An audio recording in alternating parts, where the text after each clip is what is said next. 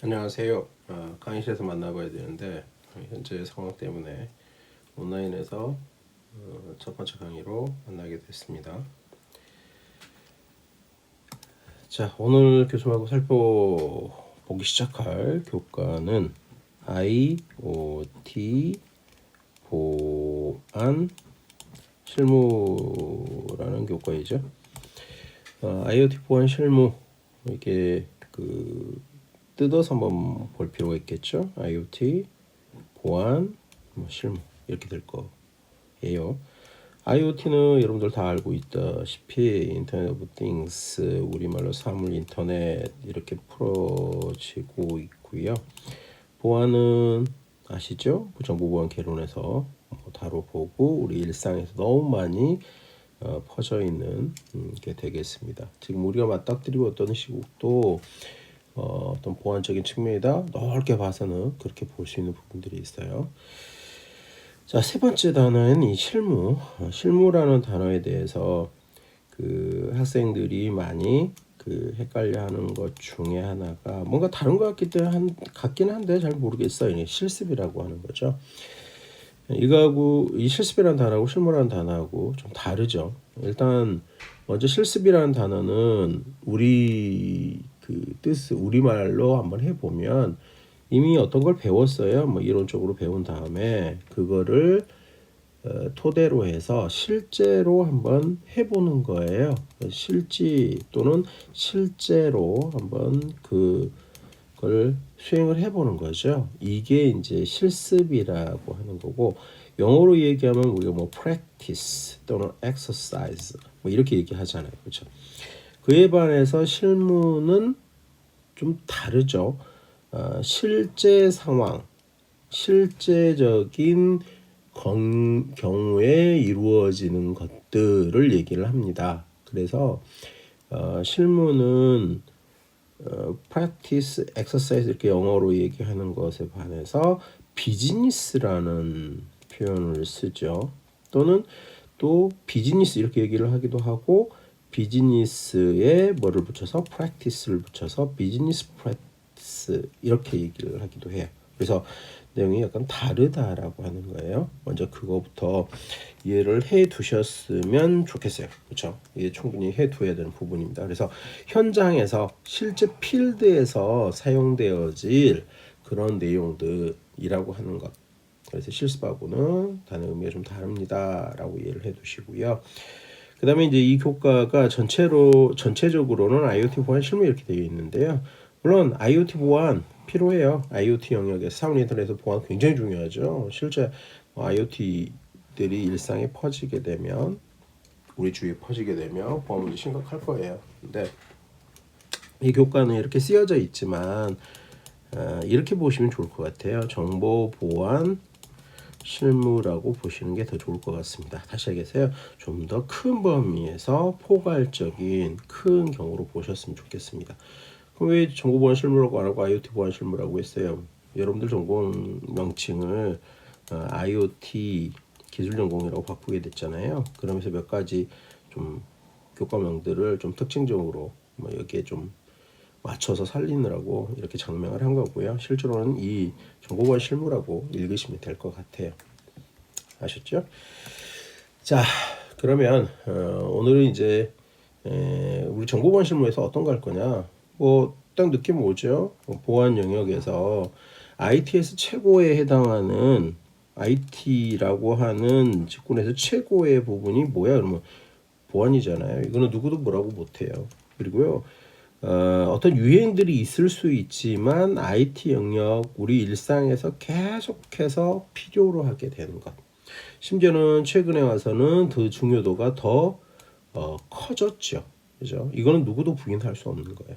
그래서 실제로 계속해서 어느 영역처럼 잠깐 있었다가 사라져버릴 영역이 절대 아닌 부분입니다. 근데 공부하는 게 쉽지 않다라고 얘기를 했어요. 그래서 뭐라고 얘기해요? 심지어 어떤 사람들은 IT의 끝판왕 뭐 이런 식으로 얘기를 합니다. 그렇죠?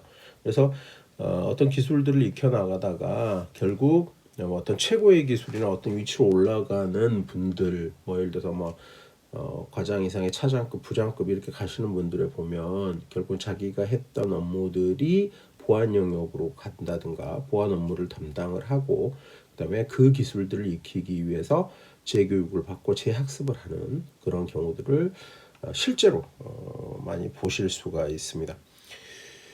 오늘은 그래서 이러한 보안 실무를 이해하는데 어떻게 하면 좋겠느냐라고 하는 거 좀 나름대로 한번 얘기를 한번 해보려고 해요.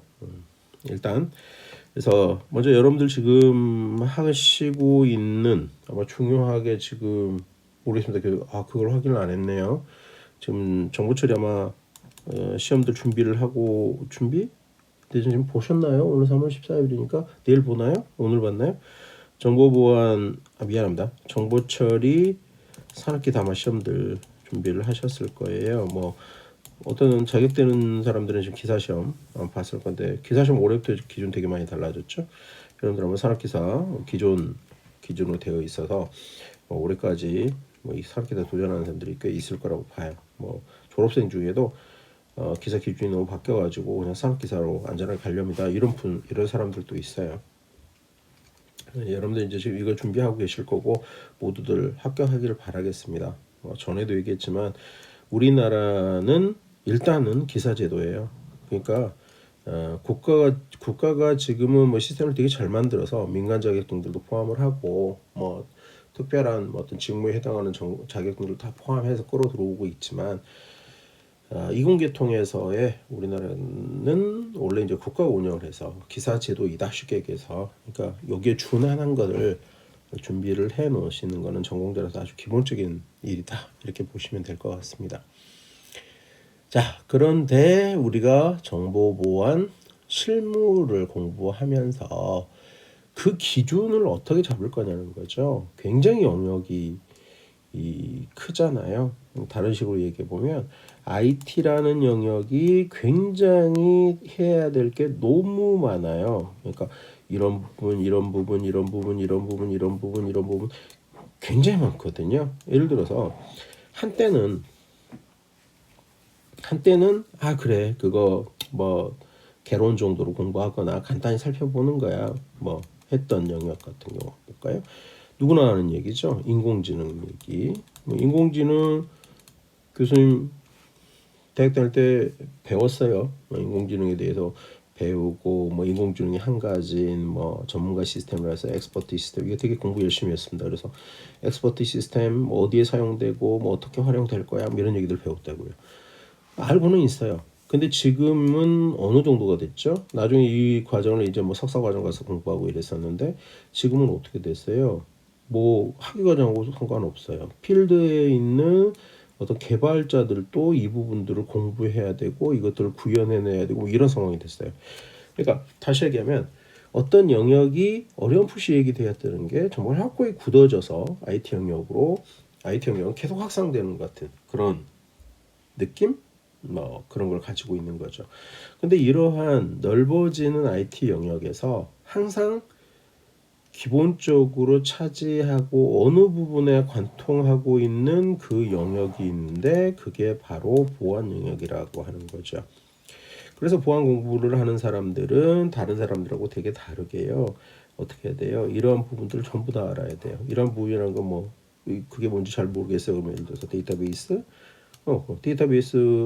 엔지니어만 하는 사람도 있거든요. 근데 그 데이터베이스 엔지니어가 결국은 공부를 하다가 높게 올라오면 또 DB 보안 공부를 해야 되는 경우가 있고요. 또 그냥 보안을 하는 사람들은 이러한 다양한 부분들의 영역들을 이해하면서도 어떻게 돼요?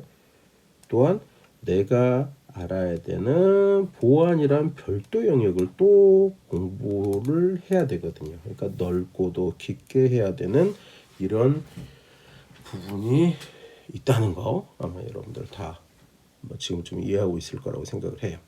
근데 그렇다면 이거를 공부하는 데서 이렇게 넓고 한데 이걸 어떻게 공부할 거야 라고 하는 거잖아요.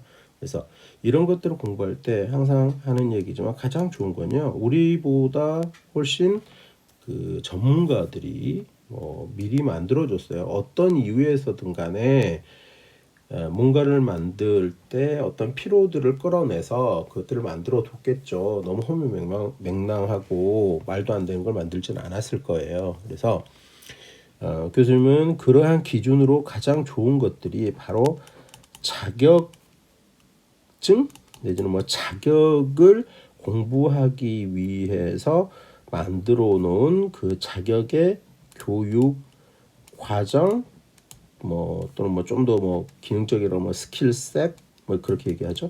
스킬셋 이런 것들을 살펴보고 그런 것들을 밟아가면 결국은 내가 어떻게 공부하는 기준이 된다 또는 공부하는 게 맞다 이렇게 된다고 생각을 해요. 그래서 뭐 우리나라 기사제도 이런 것도 마찬가지 그런 의미에서 그 가치를 인정하고 있다 이렇게 보셔도 될 것 같아요. 자 그런 의미에서 오늘 몇 가지를 소개를 하려고 해요. 정보보안 개론에서 아마 여러분들 세심하게 살펴보셨다 그러면 다양한 정보보안 관련한 자격들을 살펴보셨을 건데 근데 교수님은 오늘 그냥 교수님이 정리해서 몇 가지 얘기를 하겠습니다. 물론 여러분들은 더 추가적인 내용들을 살펴보실 수 있을 거예요. 먼저요. 좀 생소하게 들릴 수도 있는데 미국의 자격증 하나 보시죠. C자는 대문자로 쓰고요. P자가 묵음이고 컴티아라고 보통 우리가 읽거든요. 우리나라에도 재정비해서 이 자격증이 다시 뿌려지고 있는 걸로 알고 있는데요. 우리 한국 사람들 그렇게 친숙하지는 않습니다. 근데 이 컴티아 자격증에 이제 굉장히 오래전부터 유명했던 게 A+. A+가 뭐야? 느낌이 안 와요, 실은. 근데 A+라는 자격증이 있고요. 그다음에 네트워크 플러스라는 자격증이 있어요. 그다음에 Security 플러스라는 자격이 있어요. 근데요. 이 자격증을 얘기를 하자면 A+는 우리나라로 얘기하면 뭐 PC 정비사, PC 마스터 이런 공인 자격증이 있잖아요. 이런 자격에 해당한다. 정말 똑같이 정말 거의 똑같다라고 보셔도 될 것 같아요. 네트워크 플러스 그러면 우리나라 자격증 공인 자격증 치면 네트워크 관리사. 지금 우리 이번에 졸업한 졸업생들 네트워크 관리사도 되게 많이 땄던데 네트워크 관리사 여러분들도 많이 시도하고 있는 걸로 알고 있어요. 그다음 뭐 굳이 얘기하면 CCNA 뭐 유사하다고 생각하시면 될 것 같아요. 그다음에 시큐리티 플러스 자격증이 있어요. 미군들 같은 경우는 이 세 가지 자격증을 다 가지고 있으면 굉장히 좋은 대우를 받는다 그래요. 근데 이제 이 자격증 시험을 보고 주한 미군들이 우리나라 국내 그 시험센터에 와서 시험을 보는 경우가 되게 많이 있대요. 그러니까 주한 미군에 주둔하면서 공부하고 이 시험들을 많이 보는 거죠. 이 시큐리티 플러스라는 자격증은요, 되게 뭐하고 유사하냐면요, 우리 이제 뒤에 다루게 될 뭐 아주 중요하게 이제 우리 알고 있어야 될 CISSP 시험과 되게 비슷한 유사한 그런 내용을 가지고 있어요. 이런 얘기를 왜 해요? 우리가 공부하는데 내가 뭘 공부해야지라고 한다면 전산 공부하는 사람은 미국의 기본적인 IT 자격증으로 이 세 가지를 친다는 거예요. 그러면 그래? 그럼 하면 이렇게 가보면 어떨까? 나도 그 유사한 자격증 공부하면 어떨까? 라고 하는 거고 이 넓은 보안 영역을 공부할 때도 그렇다면 시큐리티 플러스의 내용을 한번 살펴보고 접근을 해보면 어떨까? 이렇게 어떤 가이드라인을 잡으시라고 하는 거죠. 그 다음에 우리 굉장히 이제 중요한 국제 인증 자격 두 개가 있죠. 약자는 얘기 안 하겠습니다. CISA라고 읽죠. 보통 통상적으로 우리 그 다음에 이제 또 하나가 CISSP 보통 뭐 한국에서는 CISP 뭐 이렇게도 얘기하는데요. 이걸 뭐라고 얘기해요? IT 자격증 교수님 말은 아니에요. 보니까 이렇게 써졌더라고. IT 자격증의 끝판왕 이렇게 써졌어요. 그러니까 다른 굉장히 많은 IT 기술 경험들을 해갈 수 있는데 그러다가 결국에는 최종적으로 도달한 것은 이거 아니겠나 뭐 이렇게 얘기해요. 뭐 한국 사람들 너무 머리가 좋아서 이 경험도 있어야 되는 이 자격증들을 뭐 한꺼번에 다 따버리고 뭐 이러는 경우들도 있어요. 근데 이제 학생들 입장에서 좀 그 응시료 이런 게 싸지 않고요. 현실적으로 지방에 있는 학생들에게는 이렇게 편하게 시험 볼 수 있는 건 아니에요. 그죠? 서울 올라가서 시험을 봐야 되고 이런 특징이 있어서. 근데 어찌됐건 그렇다라고 하는 걸 알아두면 나에게 기회가 온다면 한번 여러분들도 도전을 해보시면 좋지 않겠냐라고 하는 거죠. 자, C사는 통상적으로 우리말로 정보 보안 감리사 이렇게 풀어지죠. 그래서요, 어때? 감리 쪽에 대한 느낌, 뭔가를 살펴보는 그런 직종에 해당하는 느낌이 나요. 다른 식으로 얘기하면요, 좀 경영이나 관리 마인드를 가지고 보안을 쳐다보는 입장, 뭐 이렇게 생각하시면 될 것 같아요. CISSP는 정보 시스템 보안 전문가의 약자지요. 이거는 상당히 기술적이에요, 그렇죠? 다시 얘기하면 뭐 다들 하는 얘기인데 C사는 좀 경영 관리적으로서 감리사적인 냄새가 나는 부분이 있고 CISSP는 기술적인 부분의 그런 것이다라고 보시면 될 것 같아요. 우리 여러분들의 전공 입장에 생각해 보면 아무래도 시스비 먼저 좀 해봐야 되는 도전하고 싶은 뭐 그런 거 아닐까. 나중에 그리고 내가 그게 된다면 여유가 되고 이런 게 됐다면 뭐 이렇게도 한번 가보는 게 어떨까. 뭐 이런 거죠. 자, 국내에서는 어떤 자격이 있죠? 국내에서는 네, 정보 보안 기사가 있어요. 상당히 뭐라 그래야 될까요? 뭐 시사나 시스하고 좀 다른 또 분위기를 풍겨주는 거죠. 각 영역별로의 보안의 어떤 기술적인 그런 부분들을 강하게 그러니까 기술적인 어떤 내용들을 강하게 이해하고 있는지를 살펴보기 위한 거예요. 이거는 뭐 굳이 노란색으로 안 써도 노란색으로 썼네요. 정보보안 기사. 1년에 2회 시험이 있다고 하는 거는 지금쯤 이해하고 계실 거고요. 이 자격은 본래는 SIS라고요. 정보보호 전문가라는 자격에서요.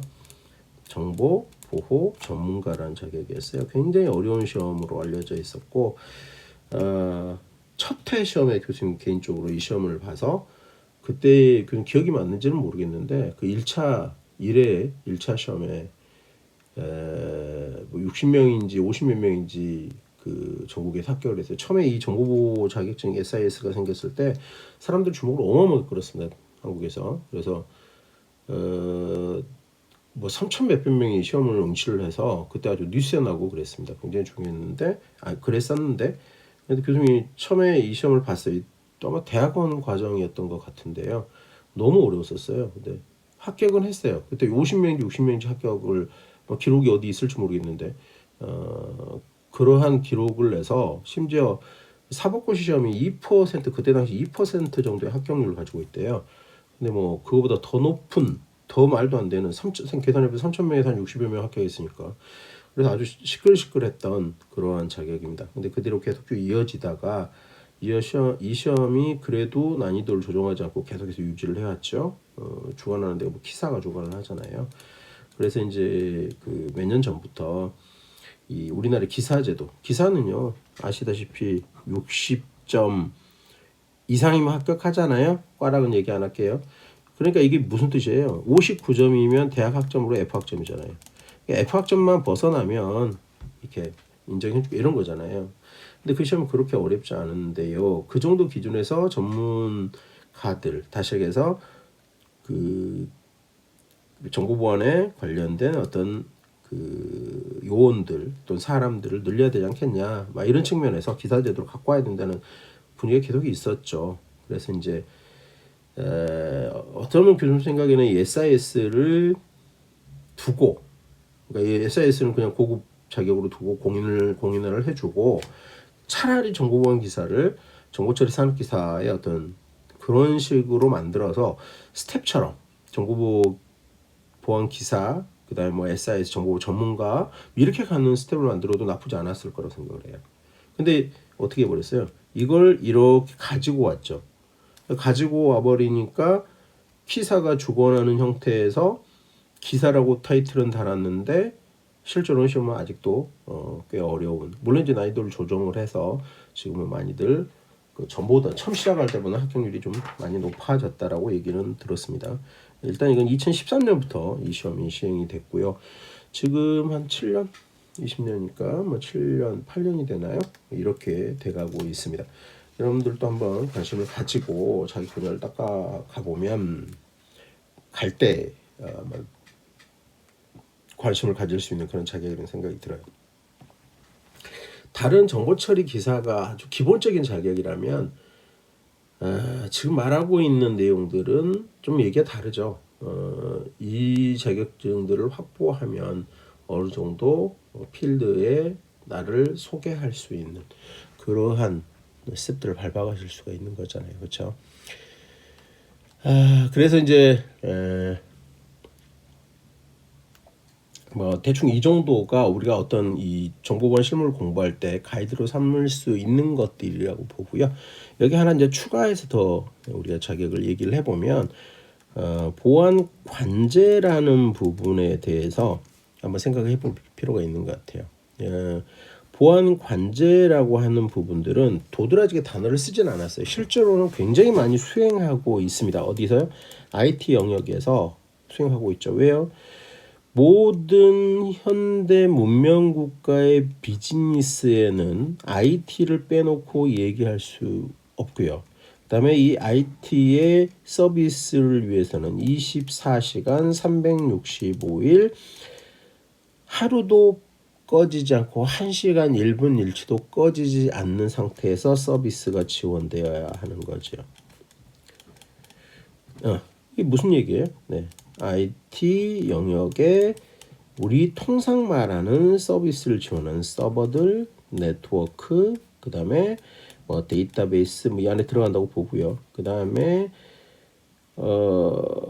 이런 거죠. 이제 이런 것들이 계속해서 지원돼야 된다는 거예요. 가장 쉬운 예로 네이버가 뭐 그냥 쉬는 거예요. 잠시 네이버도 피곤하잖아요. 그래서 뭐 12시부터 4시까지를 쉬어요. 뭐 이러면 어떻게 되겠어요? 좀 이상하죠. 그렇죠? 말이 안 될 것 같아. 그죠? 그럼 이렇게 지원하려면 어떻게 해야 되겠냐라고 하는 거예요.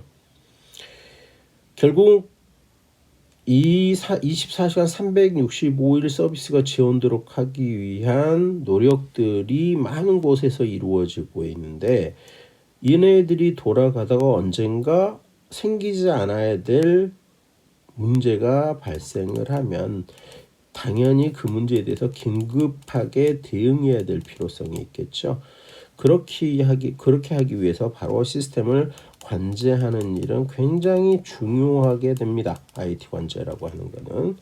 근데 이러한 IT 시스템의 관제를 하는 데 있어서 상당히 많은 요소들이 요게 되는 거죠. 보안 관제라는. 그래서 이제 요즘에 그냥 말을 잘 이렇게 안 쓰다가 이제 당연히 이 문제가 계속해서 커지고 있고요. 많은 사람들이 이해하게 되고 그러면서 이제 보안 관제라는 말들이 많이 생겨나서 이 보안 관제 관련한 자격들도 지금 우리 국내에 소개되고 있습니다. 지금 뭐 몇 가지가 지금 소개돼서 나오고 있는 걸로 알고 있어요. 여러분들 한번 찾아보셨으면 좋을 것 같고요. 아직은 뭐 응시료나 이런 것들이 좀 비싸고 공인은 아직 아닌 것 같아요. 그래서 참고적으로 알려드리고요. 여기 이제 하나 덧붙여서 교수님이 얘기를 하고 싶은 건 요즘에 드라마나 뭐 TV나 뭐 어떤 걸 보더라도 굉장히 그 많이 이슈가 되는 게 뭐야? 개인 정보 보호죠. 네, 개인 정보 보호에 관련한 자격이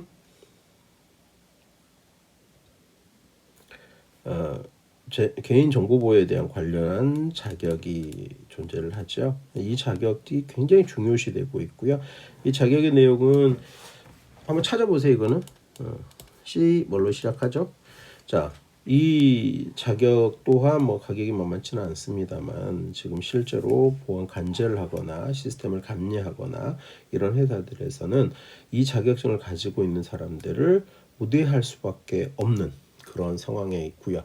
그래서 그런 내용들도 한번 살펴보실 필요가 충분히 있을 거라는 생각이 듭니다. 자, 그러면 이제 정리를 한번 해볼게요. 뭐 주요하다고 물론 교수님 소개하지 않은 더 상세하고 또 뭐 다른 굉장히 기술적인 그런 보안 관련 자격증도 있습니다. 뭐 해킹 관련 자격증, 해커 관련 자격증도 있고 그래요. 그런 건 여러분들이 찾아보시고 우리가 정보 보안 넓은 영역에 보안 자체도 어려운데 그다음에 IT의 넓은 영역을 다 커버하기 위해서 정보 보안 실무를 공부하는 데서 어떤 걸 가이드를 삼으면 좋을까 그러한 것들을 뽑아내서 몇 가지를 소개를 드렸고요. 왜 그렇게 하는 게 좋은 건지 좋다고 생각하는지를 말씀을 드린 거고요. 그래서 이런 내용들 중에서 다른 것들도 다 비슷하게 겹쳐 가겠습니다만 우리가 이제 살펴보는 어떤 기준은 뭐 똑같지 않더라도 CISSP 시험도 최근에는 이제 그 영역이 좀 바뀌고 그랬어요. 근데 이 CISSP에 기준해서 살펴보면 좋을 것 같다. 이 국제 인증이기도 하고 그다음에 이게 계속해서 굉장히 발빠르게 그 진화한다는 표현을 쓸게요. 진화하죠. 예를 들어서 10개의 도메인에 어떤 평가를 했었던 게 매니저는 8개 도메인의 내용에 대해서 평가를 하는 이런 식으로 바뀌었어요. 그렇게 하는 이유가 시험이 계속해서 진화되고 있고 바뀌는 기술에 대응하고 있고 환경에 대응한다라는 뜻이 되는 거죠. 그래서 이 자격의 기준을 맞춰서 우리가 내용들을 살펴보면 실무적인 IT 보안의 어떤 실무적인 내용을 살펴보는 것 아닐까라는 생각이 드는 겁니다. 자, 그래서 다시 한번 얘기하지만 이 부분에 맞춰서 CISSP에 맞춰서 진행을 한번 해보도록 할 거고요. 이제 지금 우리 그 상황을 보면 지금 우리 대한민국이 처음에는 뭐 국민들에게 막 여러 가지 지금 코로나 때문에 얘기를 듣고 뭐 나쁜 소리, 뭐 정치적으로 뭐 이런 소리 듣다가 최근에는 이제 외국에서 굉장히 좋은 소리들 막 역으로 하고 있어요. 굉장히 투명하게 뭐 저쩌고 막 뭐 정치적으로 뭐 어떠고 뭐 이런 소리들 막 해가면서 잘 대응하고 있다 그러는데 뭐 이건 정치적이거나 어떤 상황에 대해서 좀 자세히 말할 수가 없는 입장이죠. 잘 모르니까 전문가들이 계신데 나는 그런 얘기를 하려고 하는 게 아니고 이러한 긴급한 상황에서도 정부가 대응하고 있는 것들을 얘기를 하면요. 이런 것들이 있어요. 어떤 일들이 진행되어지고 어떤 생활들이 유지되어야 되는데 어떤 긴급한 일이 발생을 해요. 그러면 그 일을 대응하기 위해서 그 일들을 수행을 해야 되잖아요. 그림 전공하는 사람들 알까? 정보 처리 공부하는 사람들 우리 인터럽트 그림 같이 생겼어. 그렇죠? 자, 인터럽트에 대한 그림처럼 되어 있는데 보안 CISP 영역에서 다룬 얘기를 하면요 이런 거예요. 이 일이 시작해서 계속해서 진행되어야 되는 거, 잘 진행되어져야 하는 거예요. 이런 걸 BCP라고 하거든요. 무슨 뜻이냐면요 비즈니스가 지속적으로 계속해서 진행돼야 된다라고 하는 거예요. 자, 어떨 때 어떤 긴급한 상황이 생겼을 때 그리고 그 긴급한 상황에서 그것들을 복구해야 되잖아요. 우리 뭐 예를 들어 산에 불 났어요. 저 얼마 전에 우리 강원도에 어마어마한 큰 산불 났었잖아요. 그러면 그것들을 가서 진화하고 그다음에 다시 그대로만 내버려둘 수 없잖아요. 뭐 세월이 너무 많이 걸린다 해도 복구는 해야 되겠죠. 그런 것들 또는 지금 불을 끄고 나서 일상의 사람들은 일상으로 돌아갈 수 있도록 최대한 빨리 복구를 해야 되잖아요. 산에 나무 다 자랄 때까지 기다릴 수는 없는 거잖아요. 그런 걸 복구 계획이라고 하거든요. 재해 복구 계획이라고 얘기합니다. 이런 것들이 요 두 가지, 그러니까 비즈니스의 연속성 계획과 그다음에 이걸 재난 복구 계획이라고 얘기하는데요. 이게 지금 우리나라에서 실제로 시행되고 있는 거예요. 이런 표현을 직접 어디서도 안 쓰잖아요. 그러면 재복구, 재난 현장 뭐 이런 얘기하고 그다음에 비즈니스 연속성 계획 이런 건 안 쓰지만 지금 우리나라 정부에서는 바로 이런 계획들을 지금 수행하고 있는 거예요. 우리는 바로 이런 단어들에 대해서 뭐 이게 이제 정보보안 용어잖아요. BCP, DRP 이런 용어들도 지금 상황에 맞춰서 말씀드렸어요. 한번 정리를 해보고 하는 게 필요할 것 같아요. 그래서 이런 것들이 실제 우리 일상하고 너무 가깝다라고 하는 거. 그러니까 보안 공부하다 보면 이런 거 있잖아요. 이거 다른 얘기해 볼게. 예를 들어 프로그램 공부하다 보면 어때요? 지금 이게 밖에 나가서 내가 쓸 수 있는 거야 없는 거야? 잘 몰라. 근데도 어때요? 막 공부하는 경우 있어요. 나중에 밖에 나갔더니 나 학교에서 배운 건 필요 없던데 나는 우리 회사에는 이런 거 써. 이렇게 되기도 하고 그래요. 근데 실제로 보안 공부는 뭐가 되게 가까워요. 우리 일상하고 너무 맞닥뜨려져 있어. 일상하고 너무 가까워. 수업 시간에 예를 들어서 뭐 이러이러한 건 피싱이야. 그런데 실제로 뭐 그 방송에 나와요. 그렇죠? 이렇게 하는 거는 피싱입니다. 은행에서는 주민번호를 요구하지 않아요. 뭐 이런 것들. 우리 일상하고 너무 가깝잖아요. 그렇죠? 지금 우리가 겪고 있는 이 문제도 정부에서 대응하고 있는 이것도 BCP, DRP라는 용어로서 얘기가 되어지고 우리가 공부하면서 살펴봐야 될 내용이다 라고 생각하시면 될 것 같습니다. 자, 그러면 숙제를 내야 돼서요. 숙제는 이렇게 하도록 하죠. 오늘 교수님이 얘기한 것들을요 한번 정리를 한번 해보세요. 그러니까 오늘 수업 내용을 정리를 하시는데요. 어떻게 정리하시냐면 이렇게 하면 어떨까요? 지금 살펴보았었던 어떤 자격들 전에 해보셨는데 본인 노트를 만들어 보라는 거죠. 그러니까 그 자격들을 좀 더 상세히 살펴보면 다시 해서 그 컨텐츠를 한번 살펴보면 어떨까? 시험에 컨텐츠를 살펴보면 어떨까라고 이렇게 정리를 한번 해보고 그러다 보면 우리가 공부하는 내용들이 어떤 게 들어갔으면 좋겠다 뭐 이런 생각도 들지 않을까 싶습니다. 그렇죠? 자, 오늘 여기까지 해서 마치고자 합니다. 시간이 생각보다 좀 길어졌는데요. 고생들 하셨습니다. 자, 오늘 여기서 마칠게요.